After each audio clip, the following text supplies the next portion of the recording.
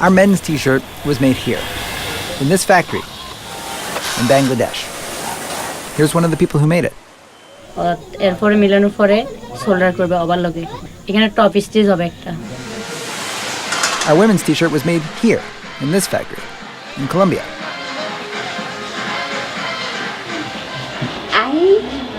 ¿Cómo hizo para conseguirla? La punta es lo más importante de la camiseta. Es lo que le da la apariencia a la camisa. Doris and Jasmine share a job, but they're separated by the economic realities of the countries they live in. Bangladesh is much poorer than Colombia.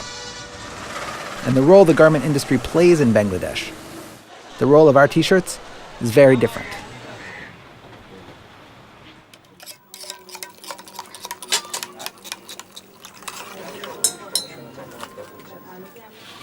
Jasmine Akhtar lives with her brother, sister-in-law, and roommate in a tiny rooming house.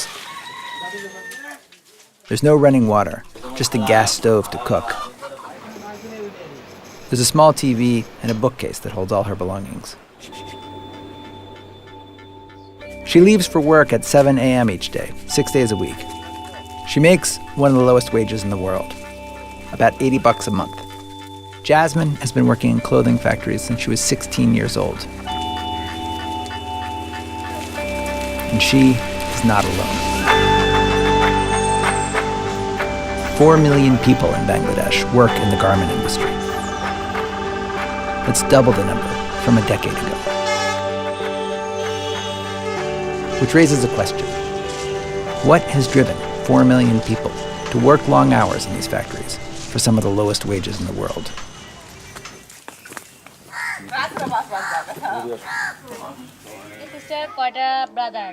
To answer that question, we went back with Jasmine to the village where she grew up. কেউ ভালো সুস্থভাবে চলা অবস্থায় কেউ কখনো গার্মেন্টসে যাবে না কারণ আমি যেরকম আসছি এরকম সবাই A lot of garment workers come from villages like Jasmine's, where people worry about getting enough food to eat and sometimes don't, and where girls are seen as an economic burden. The solution? Find a husband with the means to support your daughter. But finding a good husband costs money, a dowry. In Jasmine's family, her older sister's dowry sent the family into debt. আমাদের থেকে ঋণ পাবে প্রতিদিন ঘরে আসবে একটা লোক তখন আমার ভিতরে একটা জিদ আসছে যে কি রে আমরা তো ঘরে আছি বেগার আমরা কেন থাকবো আমরা শহরে গেলে তো অনেক টাকা ইনকাম করতে পারবো তখন আমার জিদে আমি শহরে গেছি যাওয়ার পরে আমি চাকরি করে মা বাবাকে টাকা দিছি হেল্প করছি আর কি যাই আস্তে আস্তে সব ক্লিয়ার হয়ে দিছি This was Jasmine's trade-off. Long hours, a monotonous low-wage job. But in a factory, she says, that feels safe, better than others she's worked in. An improvement, however slight, over a life of even more crushing poverty in her village.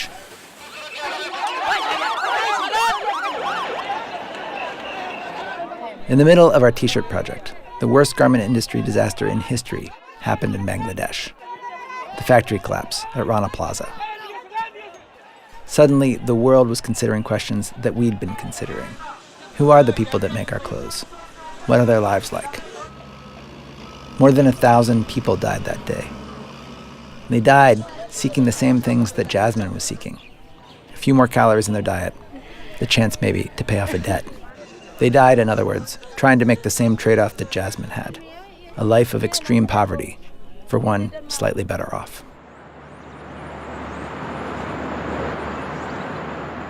Our women's t-shirt was made in a country with a much more advanced economy, Colombia.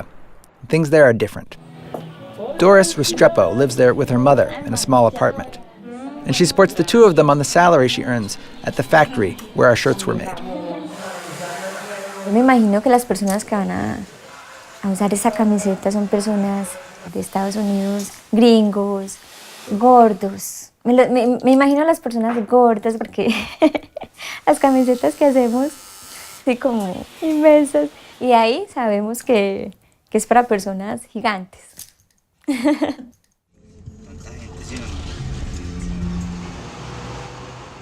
Doris makes almost 4 times what Jasmine makes in Bangladesh and can imagine a life outside the garment industry.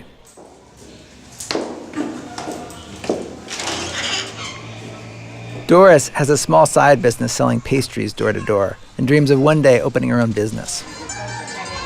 Pienso que si Dios quiere y todo me sale bien para este año, Es el último en mi profesión. In Colombia, the garment industry is just an industry. But in Bangladesh, it's a social upheaval. Millions of women like Jasmine living lives that just 20 years ago would have been hard to imagine. Lives filled with new risks and new possibilities. Most of the money Jasmine earns at the factory, she sends home to her family. But she keeps about $10 a month for herself, for food, or maybe an impulse purchase on her one day off a week. We talked to both labor activists and factory owners about the impact of our T-shirt on the lives of people in Bangladesh. Is our shirt providing opportunities for people like Jasmine, or is it taking advantage of a desperate population? Both the activists and the owners told us the same thing, that the worst possible outcome from tragedies like the factory collapse at Rana Plaza would be for the garment industry to leave Bangladesh altogether. What they don't agree on, what they're fighting about right now, what more needs to be done to improve the lives of workers in Bangladesh? And what does it all have to do with the price of our T-shirt?